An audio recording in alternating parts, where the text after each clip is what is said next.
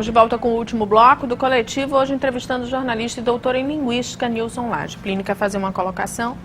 Professor, no bloco anterior o senhor falou sobre imprensa e democracia. A pergunta é, o senhor acha que a internet contribuiu para a democratização da produção e do acesso à informação? Acredito que vai contribuir mais, porque oferece alternativas. De uma forma ou de outra oferece alternativas. Quer dizer, você tem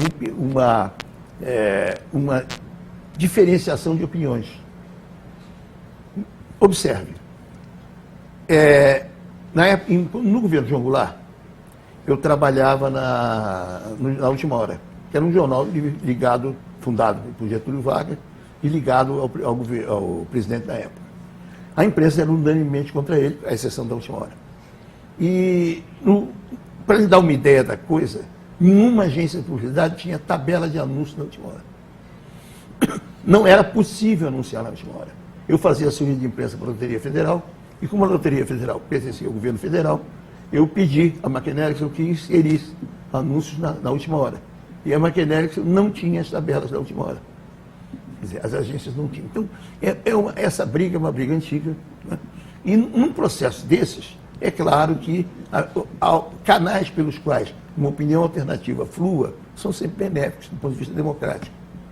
Quer dizer, é preciso que essas... e isso não é só no Brasil, não. Vou pegar os Estados Unidos. Um pensador crítico do sistema americano mais conhecido no mundo é o Noam Chomsky, que é um linguista. Esse homem é conhecido no mundo inteiro, menos nos Estados Unidos. Nos Estados Unidos ele é absolutamente desconhecido. Ele só é conhecido na área de linguística. Ele não é conhecido fora dos segmentos intelectuais, do meio acadêmico, fechadinho, ele não é conhecido. Eu comprei um livro dele, um livro sobre política do Peter Books, um livro muito interessante, e pedi um amigo que estava indo, uma moça que foi a Nova York, que foi comprar para mim. Ela teve que ir até a editora, numa outra cidade, para comprar, porque não era desconhecido a existência do autor em qualquer livraria. Professor... Então, não é fácil, não. Pois é, com essas coisas que a gente vê, né, essa questão da internet, como o senhor já falou, né, pela possibilidade de ter acesso a muita informação e ter acesso à informação que a grande imprensa não fala. Mas eu queria fazer, isso o senhor falou de Última Hora, da Última Hora, e fazer um paralelo da Última Hora na época lá, do Getúlio, como o senhor falou, que a mídia toda era contra o governo, e fazer um paralelo com o que ocorreu no Brasil no ano passado, então nos últimos anos, em que praticamente a grande mídia no Brasil atacou severamente o governo, né? E praticamente o governo, quase ninguém, não surgiu uma Última Hora. E, de repente, também, toda essa avalanche de crítica, quer dizer, parece que não influenciou a opinião pública ou então a sociedade, porque a sociedade continuou respaldando, né, o atual governo. Um paralelo. Isso aí é uma discussão muito grande, mas, na verdade, as pessoas decidem, né, principalmente com base na realidade. Quer dizer, a realidade é mais eloquente que qualquer discurso. Quer dizer, se você tem uma melhoria de padrão de vida, se você tem um evidente crescimento de consumo, se você tem um evidente bem-estar econômico, não há como você dizer que aquilo é um horror. É um horror, é corrupto, tudo bem, mas não é esse o problema. Quer dizer, e depois tem o seguinte, todo mundo sabe que toda oposição no mundo, né, acusa todos os governos de serem corruptos. E são. A corrupção é essencial, é inerente ao sistema. Não há como fugir da corrupção. E agora, no nosso caso, hoje, não há condições para se fundar uma Última Hora, porque a pressão é muito maior do que era naquela época. Na verdade, o Estado hoje, o Estado político, ele tem muito menos poder do que tinha. Quer dizer, essas agências normais, por exemplo, não são Estados, elas são organismos técnicos, supostamente técnicos, na verdade, dos próprios fiscalizados que se fiscalizam. No caso da Anatel, etc. É uma empresa que defende os interesses institucionais da área de telecomunicações, não os interesses que o Estado vem a ter. Então, isso aí fica muito claro, né? Então, o Estado tem muito pouco poder hoje. Por outro lado, criou-se uma figura fora do Estado, também tecnicista, que é a figura do sistema de procuradorias e auditorias, que impede realmente qualquer tentativa de se fazer alguma coisa, ou tenta impedir. Na verdade, é em nome do combate à corrupção, impede-se de fazer qualquer coisa. E aí tem alguns marcos. Um marco, por exemplo, extraordinário do tempo de Fernando Henrique, é um decreto que estabelece que toda ação contra a União é levada até a última instância. Significa que se um auditor qualquer te acusar de ter pego uma passagem que você não tinha isso indevidamente, você não vai recorrer à justiça, isso vai demorar perto de 50 anos. Professor... E tem que pagar antes, hein? Você paga antes, fica esperando 50 anos para resolver com devolução com correção monetária. Professor, eu gostaria, por favor, que o senhor discorresse um pouco sobre a formação falando sobre a educação, não é? Sobre os cursos de jornalismo no Brasil, como é que o senhor observa? Não sei se a sua visão é regional ou a sua análise em termos de Brasil, por favor. Eu acho o seguinte, como é que o senhor vê? Esses cursos foram desenvolvidos numa época, no contexto da Guerra Fria, com base num determinado pacote teórico, que eu acho que é impertinente para a profissão, haveria coisas melhores.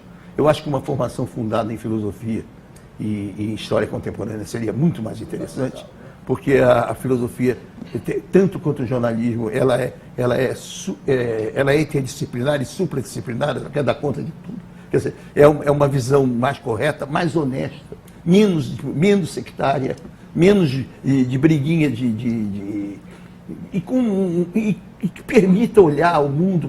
Vamos pegar Marx. A crítica do capitalismo em Marx é perfeita, mas o mundo perfeito que Marx anunciou não existe. Isso é evidente. Qualquer pessoa que olha aquilo com isenção, hoje, né, que passou tanto tempo, é capaz de ver que ali o mundo perfeito, ali é Tomás Moros, é Platão, não é mais. Nada que tenha que ver com ciência econômica. Agora, a crítica do capitalismo é perfeita, é aquilo mesmo. O capitalismo tem esse problema e ele pode ser contido, pode ser moderado, pode ser deslavado, pode ser o que for, e ele vai ter sempre aquelas características, né? Que ele é individualista, ele implica numa competição muito grande, ele tem, em suma, os defeitos que ele tem, que são os defeitos que Marx aponta. Então, um jornalismo que fosse menos sectário, que fosse mais honesto, que tivesse um pouco mais de humildade diante dos fatos, melhoraria essa formação teórica. E a formação técnica, que tem que ser realmente perfeita, inclusive no domínio da linguagem, que é uma coisa que não se pode deixar de ter, sem ser um domínio literário. Quer dizer, é um discurso que não pretende ser bonito, ele pretende transmitir informação. Professor, no meu tempo de faculdade já se falava que o jornalismo feito no Brasil era o melhor do mundo, um dos melhores do mundo. O senhor concorda com isso? Isso ainda está acontecendo, apesar dessas... Não, olha, do ponto de vista técnico, por exemplo, eu vou dar um exemplo objetivo. Do ponto de vista técnico, por exemplo, nenhuma emissora de televisão do mundo deve muito a Rede Globo. Que é a emissora do Brasil, a emissora técnica. Tecnicamente, não há dúvida. Quer dizer, a estrutura dramática, o tratamento de cenários, o tratamento de roteiros, é uma coisa perfeita. É muito bom. Agora, em termos de conteúdos, já não é a mesma coisa. Em termos de conteúdos, você tem limitações ideológicas, né? E tem limitações materiais, quer dizer, as limitações de investimento. O Brasil, a essa altura, tem interesses tais que ele deveria ter uma boa cobertura de Oriente Médio própria, ele deveria ter uma presença no Oriente, sobretudo na China, que é o nosso principal cliente internacional. Ele deveria ter uma cobertura boa dos países em que há contingentes brasileiros grandes, como o Japão, e não tem. Por quê? Porque há uma espécie de economiza-se onde não se deveria economizar, né? E essa é uma espécie de incapacidade de entender que o Brasil cresceu. Você vê que nós temos faculdade de letras no país inteiro. Onde é que tem um bom curso de chinês, hein? Língua e cultura chinesa. Bom. Onde é que tem? Onde é que tem um belíssimo curso de árabe? Línguas e culturas árabes.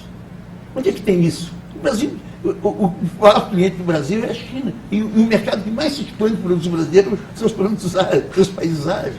Como é que nós vamos estar? Nós temos que entender que nós entramos no jogo. Nós não somos mais, não estamos mais sendo receptores, nós somos atores. Nós somos o 8º país do mundo em produção científica. O que é? E só que a imprensa não descobriu isso e os brasileiros em geral não sabem disso. Bom, eu vou aproveitar, o Coletiva está chegando ao fim. O senhor tem 1 minuto para suas considerações finais. Eu acredito que nós poderemos, com um pouco de bom senso, contornar esses problemas todos e achar uma solução, desde que nós tenhamos honestidade e clareza de perceber quais são os problemas e de, sem ódios e sem ressentimentos, tentar resolvê-los. Ok. Estamos encerrando mais um Coletiva. Eu quero agradecer a presença do nosso convidado, Nilson Lage, aos entrevistadores que participaram do programa de hoje e especialmente a você que nos acompanhou até agora. Até mais. Uma boa semana a todos.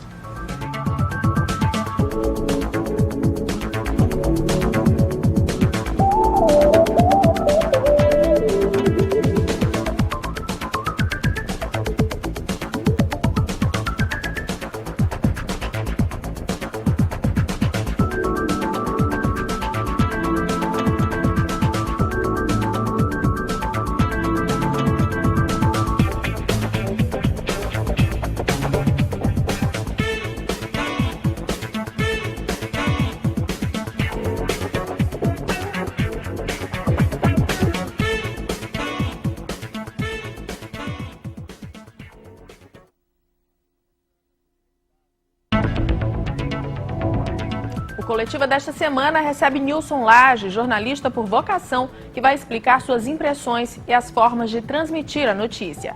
Nilson Lage foi professor universitário da Universidade Federal de Santa Catarina e da Universidade do Rio de Janeiro, além de doutor em linguística, com ênfase em semântica e autor de vários livros relacionados ao jornalismo.